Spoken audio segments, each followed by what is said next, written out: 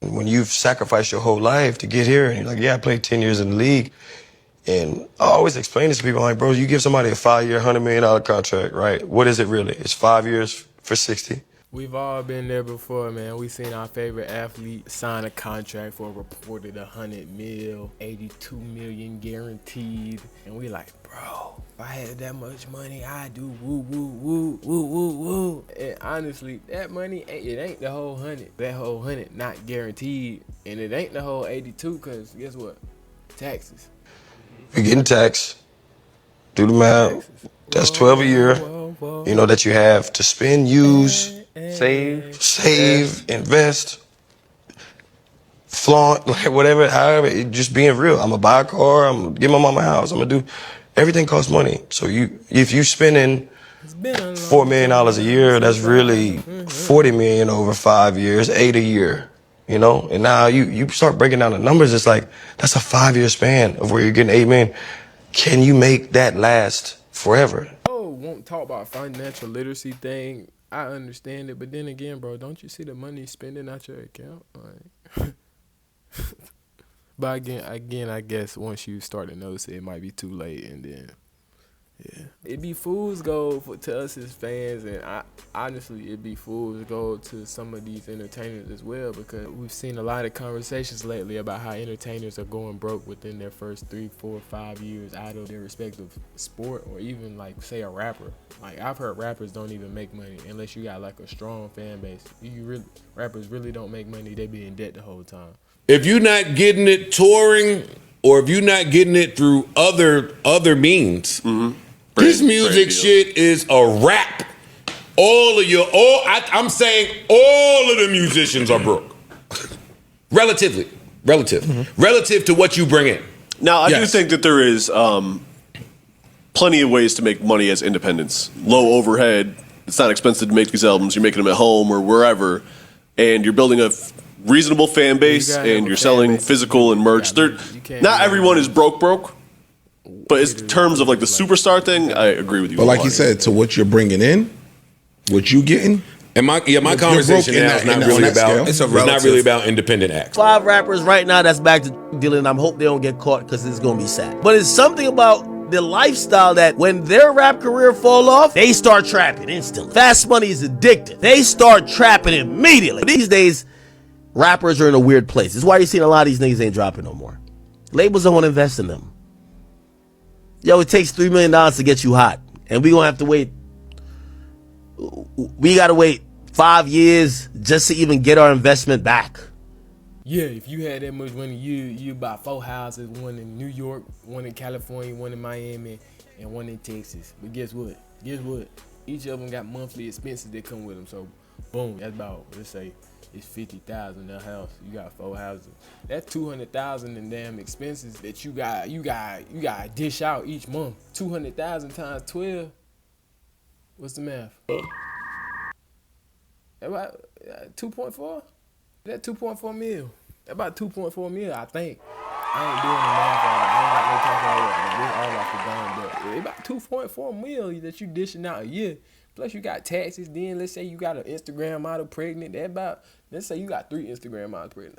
Let's say you got 2 Instagram models pregnant. That's child support. You got to dish out. Like, yeah, this money, it's being fast.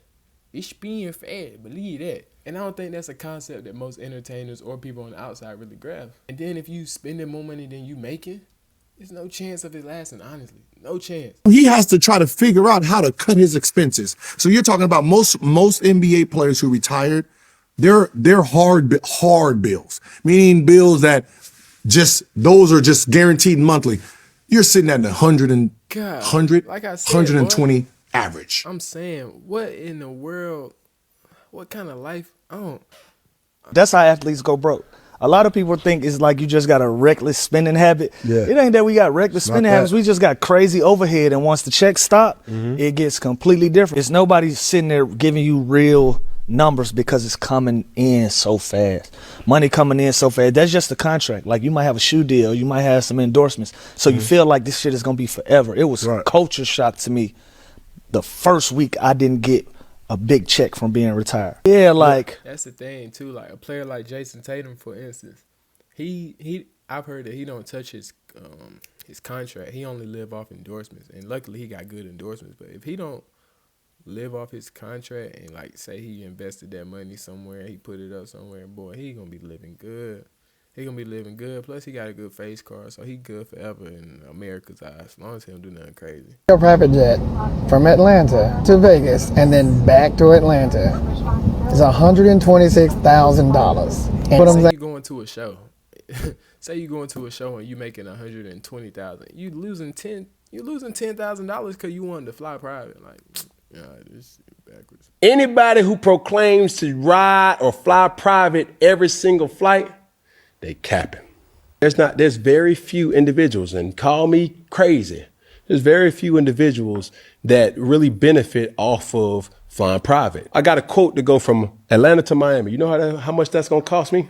To fly private. To fly private. In the let's say an 8 to 15 passenger. Okay, 8 to 15. Rough numbers, it's gonna cost you anywhere from about $30,000 to $60,000. God, Toby. One way. So the promises that you made the family, hey, cuz, when I make it, I got you, cuz, we good, cuz, hey, lie my shit at it, we good, here, 50,000, here you go, twin. Them bad investments you got sold on, hey, cuz, you know, I'm trying to put together this film, man, and if you give me 10,000, cuz, I'm telling you, I can get in the box office and make about $2 million, we make a return, you feel me? You sign that first deal, and you know that you've got some money coming towards you. What happens then? You want to buy your mom that house. You want to buy your dad that truck. Of course. You want to have your brothers and sisters. Hey man, shout out Jalen and Jacoby, careers man. that they often staple have, in my and use youth. your money to do it. Staple But it must extend beyond the immediate family. It's everybody that you run into. Literally, everybody that you knew growing up, somehow, some way, kind of reached out. Yes, indeed. You have family members that you never would have thought. You have friends with the best business ideas that can make both of you rich. But the only thing that the idea needs to come to life is your money. Mm-hmm. And if you want to lose money fast, I'll tell you 3 ways. Record label, restaurant, clothing line. Okay. Got a shady financial advisor, especially when you like super busy. In most cases, like these entertainers are extremely busy, so they don't even know what's going on half the time. So I seen a clip of Drewski when he got arrested. He didn't even know he didn't pay his tags or who he had insurance with. That had me tight. I ain't gonna lie, Drewski, man, come on, bro. Drewski, you gotta do better, cuz. Your license is suspended. I think we updated that though. Yeah, your license has been suspended since July of 2024. This is your insurance card. Buddy, bro. Drewski, you ain't know the difference between your license and your insurance card, cuz, are you serious right now? Did he say July 2020? Yeah. Is that your lawyer on the phone? No. This is my manager. Okay. I'm trying to sit up because I got to put a seatbelt. Well, your manager's not doing his job, Drewski.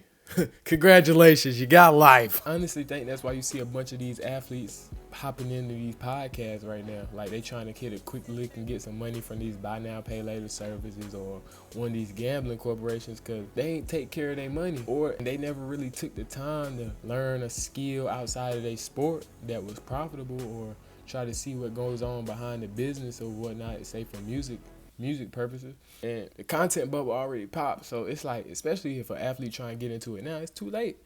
You see Gil's Arena, them dudes out there, they don't even have ownership of their stuff. So it's like, what's really going on here? Yeah, what's really going on? They never really leveraged the rooms that they were able to get in, the relationships that they could have built or have built during their time at the top where everyone was hollering to them and wanted to be around them. They never really nurtured those relationships or even tried to learn about the business or what's going on. That's not the case for all entertainers, as some have transitioned extremely well and are transitioning extremely well while in the process or after retiring, like Andre Iguodala.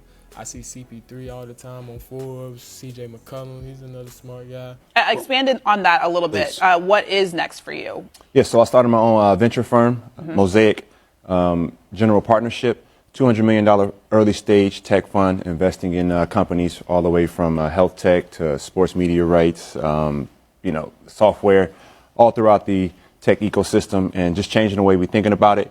And Oh, beautiful. Oh, baby. That might actually be perfect. Come on. Just go in the hole. Please? His golfing stuff. Oh, my God. Oh, my gosh. We're off to a great start. Amazing to see the transformation of our league and to see how our players now are so engaged in all different types of businesses, no matter what it is, whether it's tech, you got different players that own wine brands, fashion. Guys are so much more than just these athletes, you know, but guys see themselves as their own CEOs and businesses, as they should. When you're young, you're out here doing sort of quote unquote endorsement deals. Right. But as you get older and you start to understand, I want to do partnerships with companies, right? To make sure that, you know, we're both getting out of it what we would like to get out of it, and making sure that our values are aligned. So yeah, you get that 80 mil, go buy that 20 bedroom house that you want. You go get that 20 bedroom house you want. I'm gonna go get that 4-5 bedroom crib. Cause I ain't gonna lie, when I be riding around in the country, it be some beautiful houses, and they don't be too big, they don't be too small. They be like the perfect size. They got the yard, woo woo woo. Go get that 20 bedroom crib and then go get you a penthouse in New York. Like, and that's something I'll never understand. Why would anyone want to live in New York or California and have that cost of living? Like, I digress. I don't even want the Lambo, cuz I'm cool. Give me the little Accord. Give me a little Accord and I'm cool, bro. Give me the little Accord and I'm cool. That spending money on things that just look nice and that you're not gonna use often, it don't sit well with me. You feel me? Like, my brain just instantly goes into like, how is this gonna affect my bottom line? Like, my personal P&L statement. How is this going to affect me? I don't know, man. I think I can live good without having to spend 50 to 100K in operating expenses each and every month. That's just me, though. But for real, though, I'd be lying if I say I didn't dream of having millions, popping bottles, getting on yachts, getting a new car every day, buying the newest chain each and every time, getting some big old earrings and whatnot. I'd be lying. But as I got older, I realized that don't really excite me. And like, well, the millions part, the growing wealth part, that excites me. The other stuff, man, I'm cool. I'd much rather put my money in the S&P. You know the S&P up, right? The S&P it's been up since 2020. Getting in the rooms that I wouldn't be privy to getting in if I ain't had money, create relationships, gather assets, and learn a new high-level skill. Let me touch some money. Yeah. But honestly, I don't think that's a mindset that most entertainers have. Specifically our black ones. Our black figures, and I mean there are some ones that's doing a really good job at it, and they like T.I., bro. Like, T.I. is like, he done rapping, he done touring and everything. He's doing comedy. He's doing comedy shows. Like, that's how our legends should be going out. They should be going out doing things that they enjoy, that they genuinely want to try out and do, not be trying to scrounge up change so they on Twitch beating up their girlfriend, boyfriend with a gun just so they can keep their name hot on the shade room. Like, but man, I'm tired of seeing the legends embarrass themselves trying to stay hot, bro. That's my 2 cents. But hey, that's the end of this video. Let me know what y'all think, and until next time, man, salute.